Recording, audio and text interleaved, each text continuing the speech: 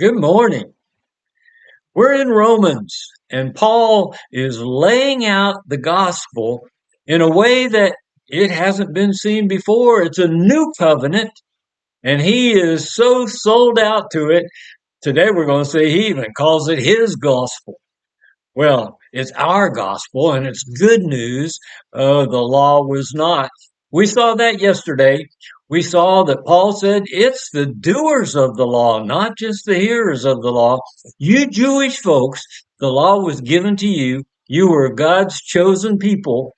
But now, because of Jesus, it is opened up to everyone. And he wants the Jewish folks to understand that. And so today, he's going to talk about Gentiles, non-Jews. And we see that we're in Romans chapter 2. Now I'm going to read verses 14 through 16.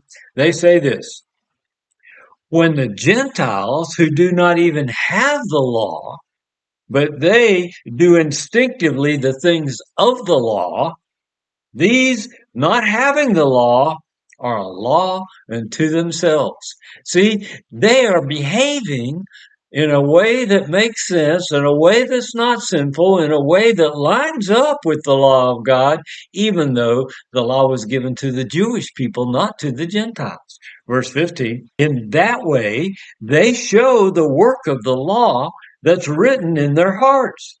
Their conscience is bearing witness to this behavior, and their thoughts alternately accusing or else defending them. They are walking in a way that they have a conscience that says, you know what, you're lining up with the way of God. You're lining up with a way that shows love, as opposed to sometimes you're accused of not behaving in a way that God would like.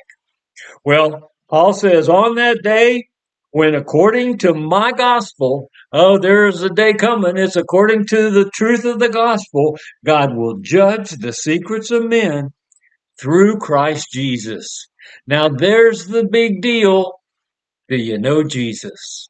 That's how God's going to judge.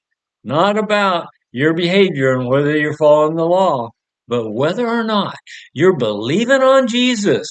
God's going to judge through Christ Jesus. You need to know him. Oh, you want to know him anyway, because he is life. And as you get to know him and walk with him, you walk in rich, abundant life. I look forward to being with you tomorrow. Come join us. We'll talk some more about what happens with Jewish folks when they're not doers of the law. I'll see you tomorrow.